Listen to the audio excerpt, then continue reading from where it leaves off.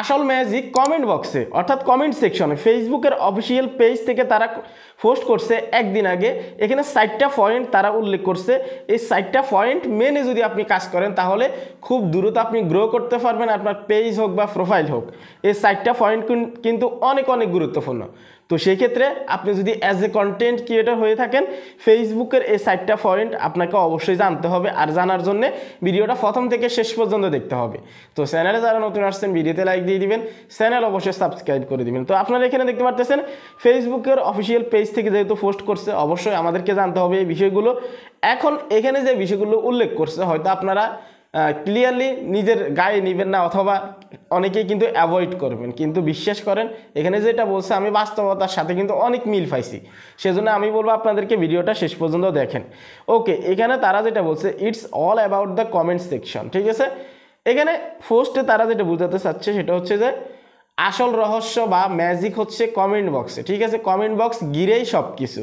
ওকে, নিচে তারা যেটা বলছে সেটা হচ্ছে যে আমি শুরু করার আগে একটা রিকোয়েস্ট করতে চাই আপনাদেরকে, যে ফেসবুকে আপনারা কারা কারা রিলস ভিডিও নিয়ে কাজ করেন আপনারা প্রত্যেকে কমেন্ট করে দিবেন, আর কারা কারা ফটো টেক্সট নিয়ে কাজ করেন আপনারাও কমেন্ট করে দিবেন, ঠিক আছে। তাহলে প্রত্যেকে জানতে পারবে এবং কি মোটিভেট হবে আপনার থেকে দেখে অফারে। ওকে, প্রথম পয়েন্টে তারা যেটা বলছে use variance formats like text post photo and reels to get people engage. তারা এখানে যেটা বলছে ডিফারেন্ট টাইপ অফ কন্টেন্ট বা ডিফারেন্ট ফরম্যাটে আপনি এখানে ট্রাই করেন, তাহলে এঙ্গেজমেন্ট অথবা কমেন্ট আসার সম্ভাবনাটা একটু বেশি থাকবে।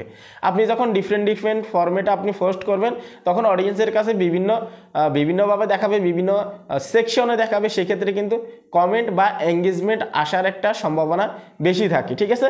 তো সেই ক্ষেত্রে তারা সাজেশন দিচ্ছে যে আপনারা বিভিন্ন ফরম্যাটে কাজ করেন, ফটো টেক্সট আপলোড করেন, তারপর হচ্ছে যে আপনার রিলস ভিডিও আপলোড করেন, বা যতগুলো ফরম্যাট আছে আপনি করতে পারেন, কিন্তু এটা বলে না যে বাধ্যতামূলকভাবে করতেই হবে।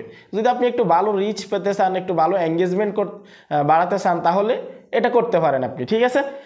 2 নম্বরে তারা যেটা বলছে mention other creators in your comments or seek out other creators to collab with. তারা এখানে যেটা বলছে অন্য আদার্স যে ক্রিয়েটর আছে তাদেরকে আপনার কমেন্ট বক্সে মেনশন করুন, অথবা তাদের সাথে আপনি কলাব করুন, অর্থাৎ কলাবরেশন করুন। এতে কি হবে, এতে তার অডিয়েন্সও কিন্তু আপনার সাথে এঙ্গেজ হওয়ার অথবা আপনার সাথে কানেক্ট হওয়ার একটা পসিবিলিটি থাকে।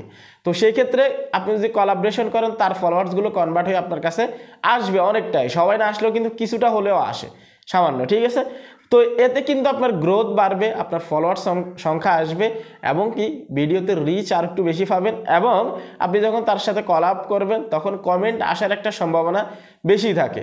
তাহলে কমেন্ট যখন আসবে এটা কিন্তু এঙ্গেজমেন্টে কিন্তু গণনা করা হয়। তাহলে তারা এখানে কমেন্ট বক্সে সবথেকে বেশি হাইলাইট করছে, আপনারা এই পোস্ট পড়লে কিন্তু বুঝতে পারবেন।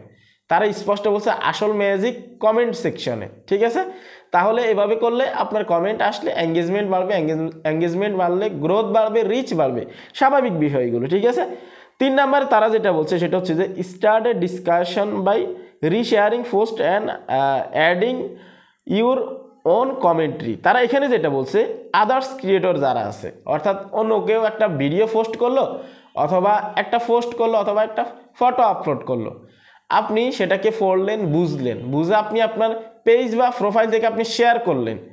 এতে কি হয়, কমেন্ট আসার সম্ভাবনাটা একটু বেড়ে যায় অথবা বেশি থাকে। কিন্তু আপনি শুধু শেয়ার করলেই হবে না, তারা এখানে যেটা বলছে নিজের কমেন্ট্রি থাকতে হবে, ঠিক আছে। অর্থাৎ আপনি শেয়ার করে সেখানে কিছু লিখলেন, ভালো একটা পোস্ট করছে সেখানে আপনি ভালো একটা মন্তব্য করতে পারেন, খারাপ করলে আপনি এখানে প্রতিবাদ করতে পারেন, একটা কথা, ঠিক আছে। তো এইভাবে যখন আপনি রিশেয়ার করে নিজের মন্তব্যটা জানাবেন, এতে আপনার অডিয়েন্স কমেন্ট করার সম্ভাবনাটা বেশি থাকবে, কেননা এখানে দুই পক্ষেরই কিন্তু মতামত থাকে, একজনে পোস্ট করছে আর একজনে শেয়ার করছে, তাহলে এখানে কিন্তু কমেন্ট আসার সম্ভাবনাটা একটু বেশি থাকে। এটা ফেসবুক সাজেস্ট করতেছে, আমাদের কথা না, ঠিক আছে। ওকে, ফাইনালি যেটা অনেকে অ্যাভয়েড করেন, অনেকে এটা মানেন না, কিন্তু মোস্ট ইম্পর্টেন্ট হচ্ছে এটা, সেটা হচ্ছে যে রিপ্লাই টু কমেন্টস। আপনারা অনেকেই আছেন যারা হচ্ছে যে কমেন্টসের রিপ্লাই করে না, কিন্তু দেখেন ফেসবুক এখানে যেটা বলছে this is a two way conversation. তারা এখানে বলছে কেউ যদি আপনাকে কমেন্ট করে, সেই কমেন্টের রিপ্লাই যদি আপনি দেন, তাহলে কিন্তু দুইজন ব্যক্তির অথবা দুই দিকের কনভারসেশন কিন্তু কমেন্ট বক্সে হচ্ছে। এতে কিন্তু আপনার এঙ্গেজমেন্ট বাড়তেছে। তাহলে কেউ যদি আপনাকে কমেন্ট করে আপনি অ্যাভয়েড করবেন না, কমেন্টে রিপ্লাই দেওয়ার চেষ্টা করবেন, এতে গ্রোথ বাড়বে, এঙ্গেজমেন্ট আসবে, আর এইভাবেই কিন্তু আস্তে আস্তে পোস্ট অথবা ভিডিও রিচ কিন্তু বাড়তে থাকবে। আশা করি বুঝতে পারছেন। ফেসবুক স্পষ্ট বলছে যে কমেন্ট বক্সের বিকল্প নেই, কমেন্ট বক্স হচ্ছে একটা ম্যাজিকের মতো জিনিস, এটাকে কাজে লাগান। আপনারা এই বিষয়গুলো মেনে যদি কাজ করেন আগের চেয়ে গ্রোথ একটু হলেও আপনার পেজে বাড়বে। তো আশা করি বুঝতে পারছেন। এবং কি রিসেন্টলি ফেসবুকে একটা আপডেট আসছে, কোন কোন কন্টেন্ট আপলোড করলে আপনি মনিটাইজেশন পাবেন না, অথবা কোন কোন কন্টেন্ট আপলোড করলে অলরেডি মনিটাইজেশন থাকলে আপনার মনিটাইজেশন চলে যাবে। যদি বিষয়টা ক্লিয়ার হতে চান এখনই এই ভিডিওতে ক্লিক করুন। সবাই ভালো থাকবেন, আল্লাহ হাফেজ।